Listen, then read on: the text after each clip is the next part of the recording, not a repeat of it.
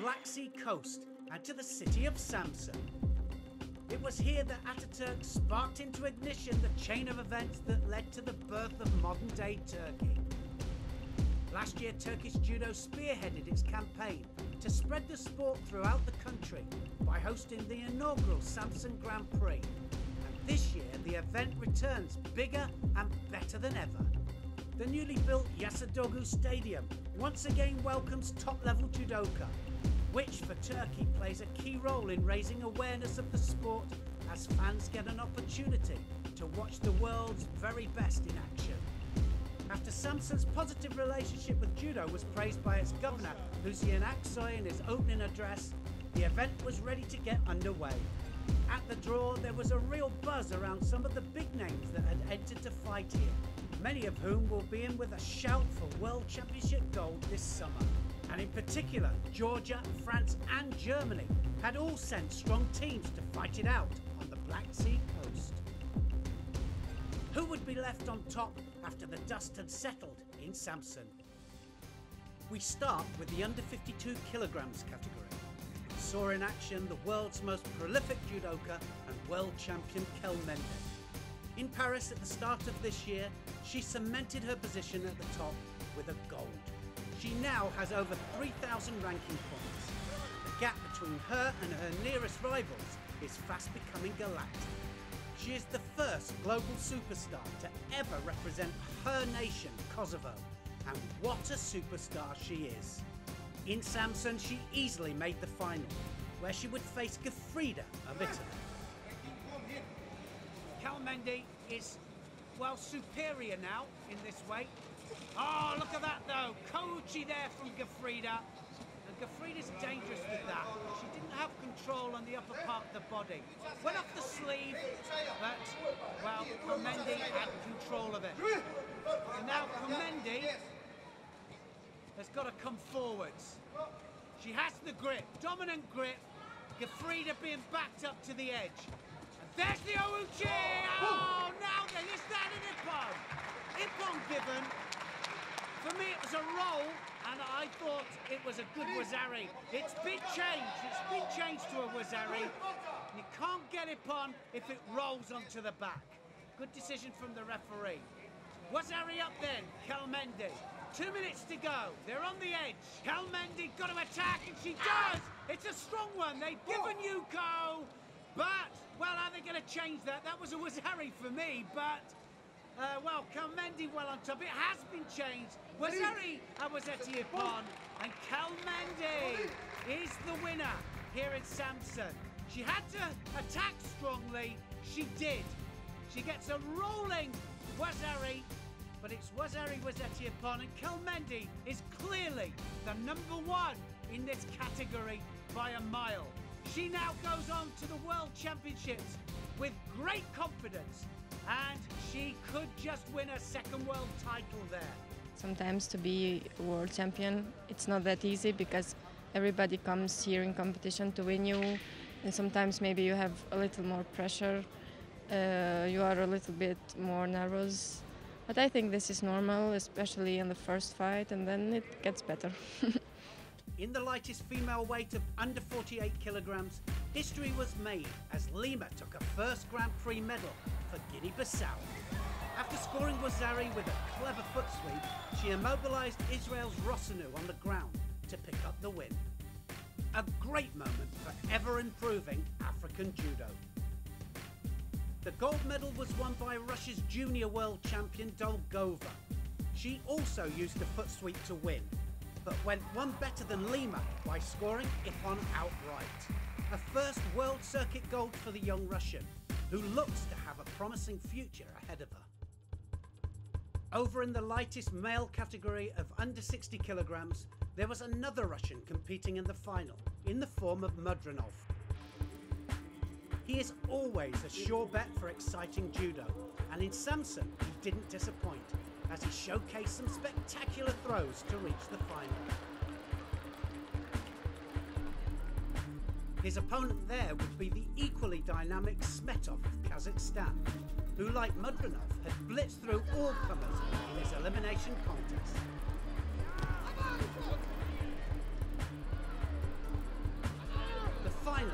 truly be a battle of the big throwers. It was Smetov who eventually went for the kill, but Mudranov was waiting, sidestepping the Kazakh's attack to turn it against him and score a wazari. With the fight slipping away, Smetov came forwards and Mudranov almost punished him. With the contest in its final 30 seconds, Smetov had no choice but to throw caution to the wind, but this time Mudranov was on his mark, attacking forwards before changing direction backwards to guide Smetov onto his back to secure the win. A great final from two worthy fan favourites. At under 63 kilograms, the world champion Gerbi is at crisis point. The Israeli was here in Samsun looking to get back to her winning ways. Last weekend's defeat in Tbilisi was the latest in a string of losses for her. But here the rut continued. Austria's Untitled, the latest to scupper her chances of gold. Once again, Gerbi would not be on top of the rostrum.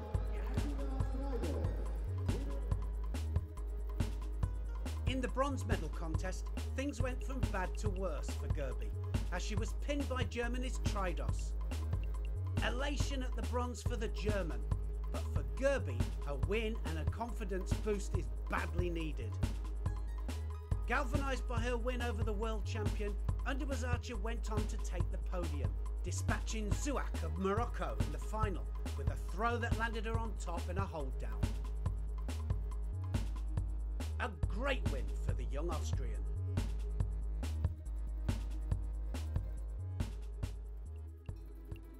The heaviest female category of over 78 kilograms was taken by Sheikh Rahou of Tunisia. In the final, she met Koobs of Germany. Halfway through the contest, the Tunisian struck, powering Koobs over onto her back, where she secured a hold down to make sure of the win. Another World Circuit medal for African Judo to celebrate.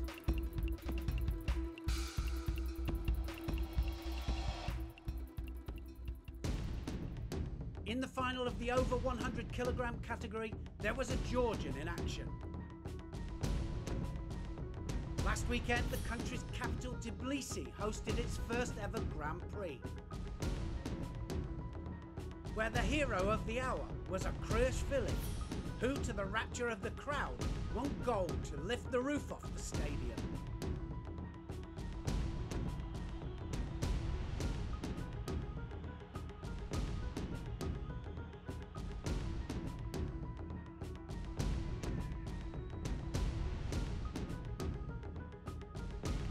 One week later, and a Kruishvili was back in action and looking as powerful as ever as it progressed to the final. There, his opponent would be Paskevicius of Lithuania. A tense encounter saw neither fighter taking the initiative, as both fought it out for grips. A Kruishvili's forward pressure forced Paskevicius to step outside and concede penalties. But the penalties he conceded were won back through a higher work rate that made the Georgian look passive. Then a Kruishvili had his moment. A poor sacrifice attack from Paskevicius gave the Georgian a chance to strike on the ground. Outside comment. But Paskevicius was too lively for a Kruishvili and managed to escape. Relief for the Lithuanian. Disappointment for Georgia and a Kruishvili. But with the contest coming to a close, he still held a slender lead on penalties. Would he make it 2 golds in 2 weeks? Well, Paskevicius has got to come forwards here. He's, well, an extra Shido down. He's got 3 Shidos on the board. He cannot afford another penalty, otherwise it's Honsokamaki. Now he has the sleeve. Nice Kosoto attempt. Uchimata! Oh, Kruishvili's gone over the top. And that was a pressure point from Paskevicius. And look how pleased he looks there. And the Georgian, well, he couldn't do anything about it. Nice spinning Uchimata there from Paskevicius. And he takes the Georgian over for an ippon. And it's not going to be 2 golds on the trot for a Kruishvili. And a Kruishvili has to be content this time with silver. Super stuff there, under pressure. Pescavicius had the grip, he gets the spin, and he gets the rotation. And he wins the gold medal for Lithuania.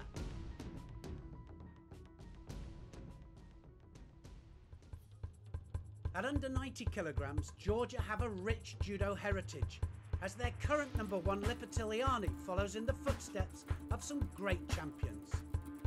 But here in Samsun, another young Georgian was in action in the weight, looking to stake his claim to carry the Georgian mantle in their flagship category. Junior world champion Gaviniashvili looked on fire in his early rounds as one big ippon followed another. His style and stature is similar to the Georgian-born Iliadis, another powerhouse in the weight, and he easily made the final. There he would face off against Germany's Odenthal, who had looked no slouch himself, coming up with some awe-inspiring judo to book his showdown with Georgia's up-and-coming talent.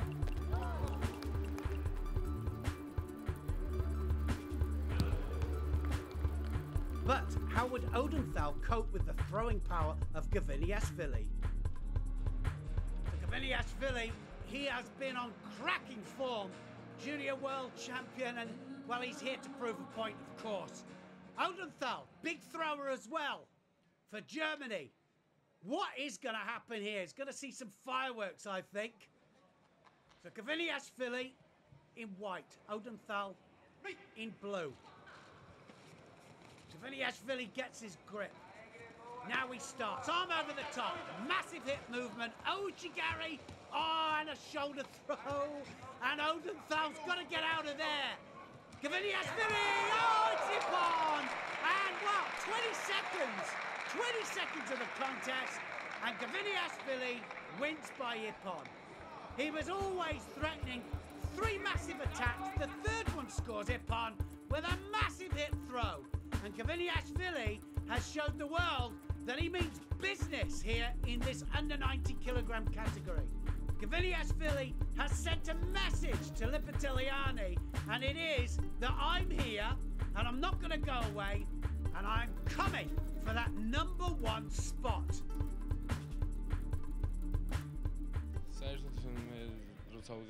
When I compete in judo championships, I always try and win by ippon. I never like to reach golden score. And I did the same today. I won all my fights by ippon. I'm incredibly proud to have won the under 90 kilogram category. I fight in this weight because Georgia has many champions in this very category, like Zurab Svidauri and Irakli Sedekidze. And I want to be just like them. My dream is to become Olympic champion in this category. But I have a really strong rival in the form of Valam Lipitiliani. At the moment, he is the best in the category. But let's see what happens in 2016. Fighting for bronze at under 90 kilograms, Eder of France came up with a contender for ippon of the tournament with this sublime Sodisura Kamigoshi ippon that levelled Ukraine's Shinyavsky.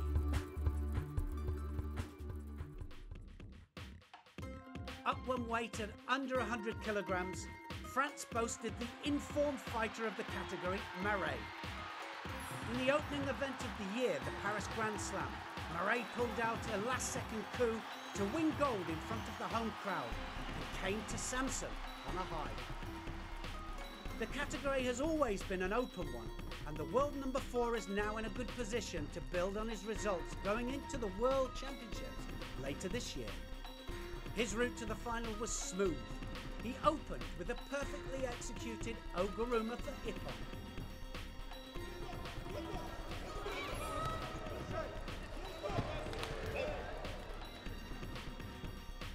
Then came a Wazari against Russia's tough Samoilovich to reach the semi-finals. There, the Swede Pasek was dispatched with an Oso to Gary for another Wazari. Marais was looking good. Last year's Samsun champion Bizultanov of Russia would be his opponent in the final, having shown just how dangerous he can be in his semi-final, taking out Gazanov. But Maret's rangy attacks were too much for the Russian to handle. He took the lead with a yuko from Harry Makikomi. And just as Bazultanov was taking stock, he struck again with a similar driving attack for another yuko. Bazultanov was unable to come up with an answer, and the hard work had paid dividends for Maret. The Frenchman is now on a roll and looks to be one of the favourites for the world title later this year in Chelyabinsk. At under 66 kilograms, France notched up another gold medal in Samsun, courtesy of the ever-impressive Larosse. He was in a league of his own in the eliminations and blitzed his way to the final with an impressive repertoire of Ippon Judo. Counter-attacks, foot sweeps and predatory newaza. Could anybody stop the flying Frenchman? Well, in the final, Larosse's teammate Corval seemed to have the answer. Winning on penalties going into the dying seconds, he looked to have done it. Until Larosse struck. A last-ditch Uchimata landed Corval on his side to score yuko and secure the gold for Larosse.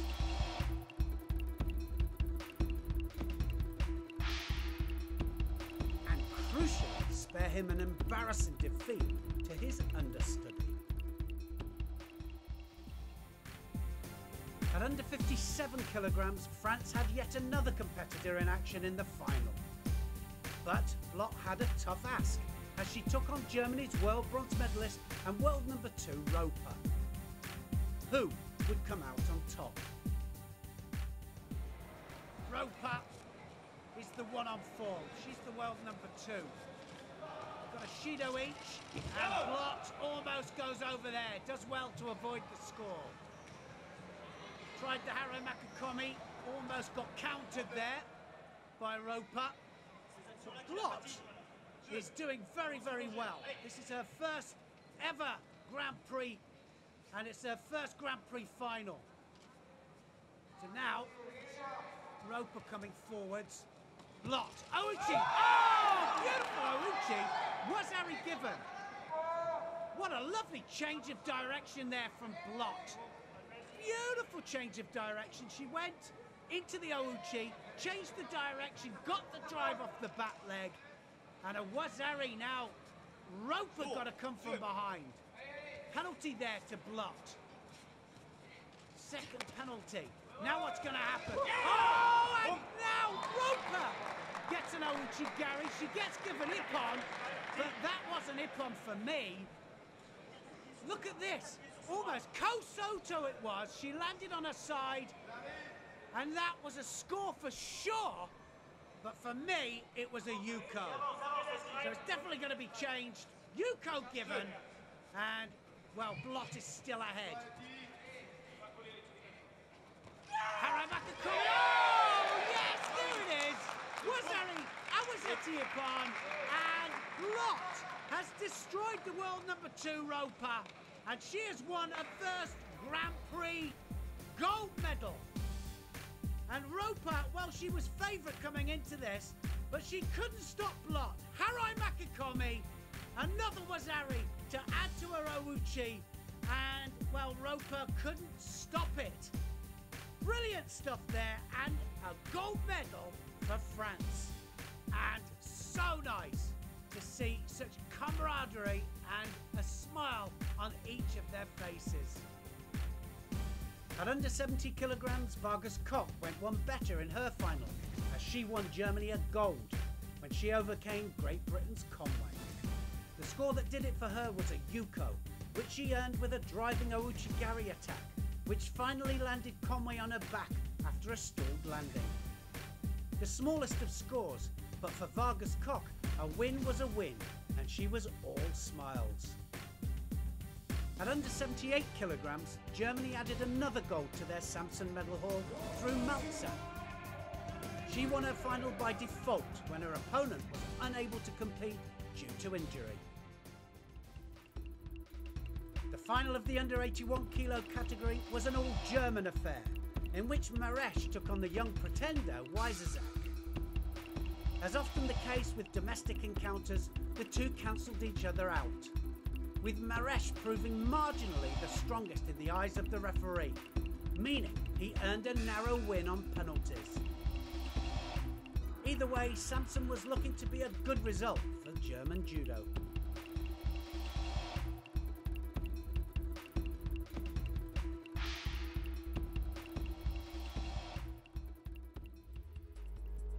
At under 73 kilograms, Germany had one more finalist in action. But not before Turkish judo fans had a chance to cheer as Vaniloglu took to the tatami for the bronze medal contest. In the opening minute, he gained the lead with a lightning fast change of direction, which took his Ukrainian opponent, Soroka, backwards for a wazari. But then Soroka struck back, latching onto the outside of the leg to haul Vaniloglu over to equal the scores.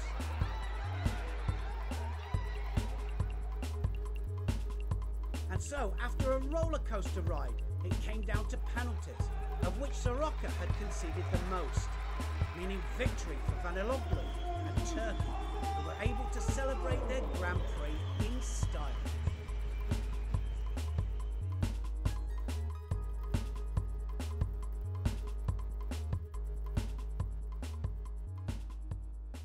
And so we come to our final contest, in which Volk of Germany would take on Orozhov of Azerbaijan. Volk was looking to put the icing on the cake of a fantastic performance from the German team in Samsun. But in his opponent, he encountered a formidable obstacle.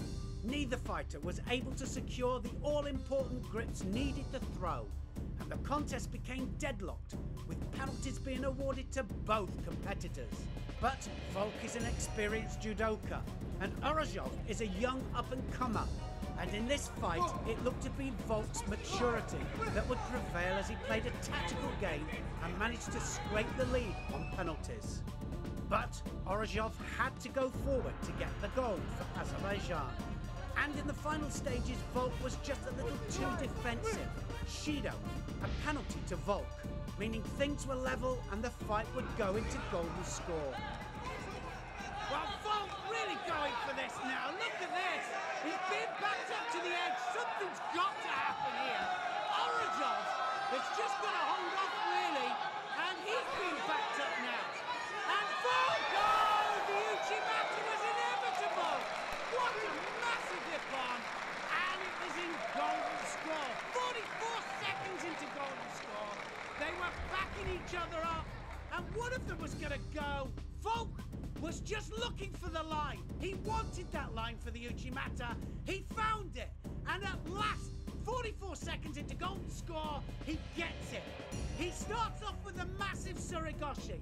The leg follows after the hip. And the Uchimata got him. The biggest ippon and the gold medal for Germany. What a tournament the Germans have had here. Ja, ich habe es nochmal spannend gemacht. Things were really Schluss habe ich close die dritte Strafe leider gekriegt, wodurch es dann zum Golden Score gekommen ist. Und dann habe ich gemerkt, dass die Situation da war, dass ich die Chance habe, die Technik zu machen, den Uchimata zu werfen. Und dass es dann so funktioniert hat, war natürlich ein Traum.